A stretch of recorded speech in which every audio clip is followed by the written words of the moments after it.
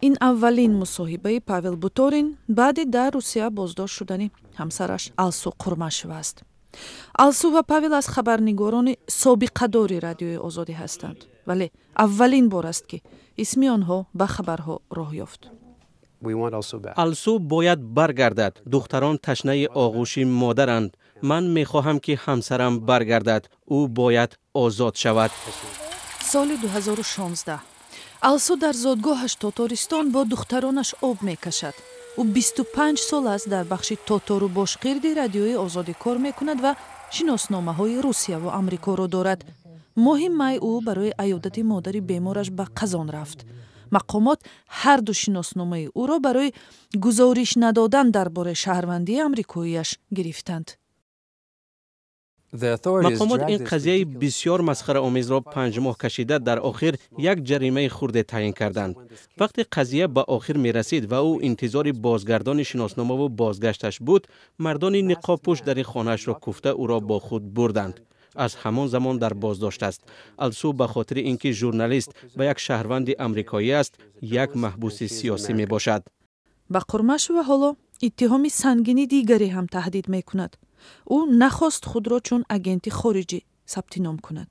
ин иттиҳом то 5 соли зиндонро пешбинӣ мекунад. таҷрибаи агенти хориҷӣ номидани журналистон ва расонаҳо дар Русия чун василаи саркӯби озодии баён бисёр маҳкум шудааст. ба алсу ҳоло боз мехоҳанд иттиҳоми сангинтаре бор кунанд, ки ӯ ҳам нахост чун агенти хориҷӣ сабти ном шаваду маълумот ҳам ҷамъ мекард. магар ин табиати асосии кори журналистӣ нест? дар Русия як журналисти дигари амрикоӣ ҳам ҳоло дар боздошт аст. Эван Гершкович хабарнигори Wall Street Journal-ро моҳи март дар ҷосусӣ гумонбар донистанд. боздошти ӯ ҳам мисли Қурмашева мавриди маҳкумияти ҷиддӣ шуд. ин ҳама ба кори журналистони хориҷӣ, ба хусус журналистони ғарбӣ ки талош доранд ҷомеаи байналмилаливу мардумро дар бораи ҷанге ки Русия пеш мебарад бохабар созанд, таъсири манфӣ мерасонад.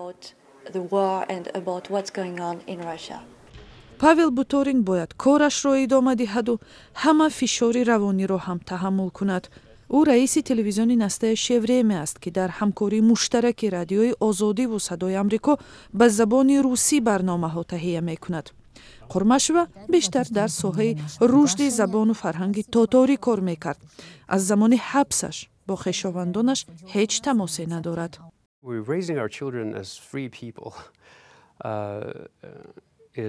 фарзандони мо дар рӯҳияи озод калон мешаванд. барои кӯдаки амрикоӣ ки дар рӯҳияи озодии фардӣ, озодии баён ва сухан бузург мешавад, дарки ин ки модари журналисташон танҳо барои як ҳарфе ё нашри матлабе ба утоқи сарди зиндон андохта шудааст, бисёр сахт аст.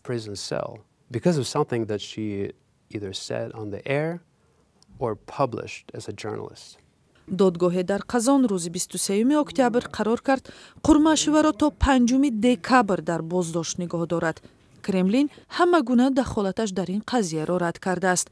иёлоти муттаҳидаи Амрико мегӯяд ки ин боз як мавриди дигаре аз ҷониби ҳукумати Русия озор дидани шаҳрванди Амрико мебошад. то ҳол ба консулгарии Амрико иҷозаи дидор бо Қурмашева дода нашудааст.